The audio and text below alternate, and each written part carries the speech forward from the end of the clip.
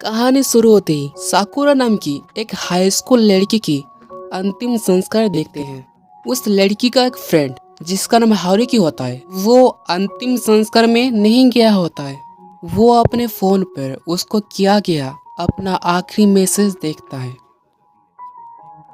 और कहता है कि पता नहीं मरने से पहले उसने मेरा ये मैसेज पढ़ा भी होगा या नहीं। उसके बाद हारुकी को साकुरा के साथ बिताया हुआ एक मेमोरी याद आती है। उसके बाद हम देखते हैं कि एक दिन जब हारुकी लाइब्रेरी में था, तब साकुरा ने उसको कहा था कि मैंने कल टीवी में देखा, अगर हमें लीवर की प्रॉब्लम हो तो लीवर खाना चाहिए, स्टमक की प्रॉब्लम हो तो स्टमक खाना चाहिए। इससे हमारी वो जो बॉडी का पार्ट खराब हो गया है वो ठीक हो जाता है। और शायद ये तुम ही हो जिससे मैं ये कह सकता हूँ। इससे हारुकी कहता है। क्या? फिर साकुरा उसको एक कोने में धक्का दे के बोलती है, मैं तुम्हारा पेनक्रियास खाना चाहती हूँ। उसके बाद दूसरा सीन दिखाया जाता है जहाँ पे हम देखते हैं कि हारुकी एक दिन एक हॉस्पिटल में बैठा हुआ होता है। तभी उसको एक बुक गिरी हुई मिलती है। वो बुक को उठाकर पढ़ने लगता है। उस बुक का टाइटल लिविंग विथ डाइंग था। जब वो उसके अंदर के चीज़ों को पढ़ता है तब उसे पता चलता है कि ये तो एक डायरी है।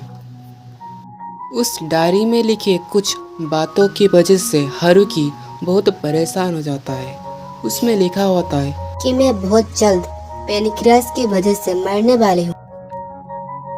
तभी एक लड़की जिसका नाम साकुरा होता है, वो कहती है ये डायरी मेरी है। हारुकी कहता है। ये नीचे पड़ा हुआ था। तभी हारुकी को डॉक्टर बुलाने लगता है और वो डायरी उस लड़की को पकड़ा के वहाँ से चला जाता है। साकुरा कहती है कि तुमने मेरी डायरी पढ़ी है? फिर साकुरा अपने बीमारी के बारे में हारुकी को बताने लगता है, लेकिन हारुकी कुछ खास ध्यान नहीं देता उस बारे में। साकुरा कहती है कि तुम्हें ये सब मजाक तो नहीं लग रहा, क्योंकि मैं बहुत जल्द मरने वाली हूँ अपने पेनक्रियास बीमारी की वजह से। हारुकी बात को सीरियस ना लेके कहता है कि ये तो बहुत बुरा हुआ तुम्हारे साथ। साकुरा ये सुन के हैरान हो जाती है और उसको चिल्ला के कहती है, बस इतना ही कहना है तुमको? बाकी सब तो ये सुनकर बहुत ही शॉक हो जाएंगे और मुझे स्पेशल फील करने लगेंगे।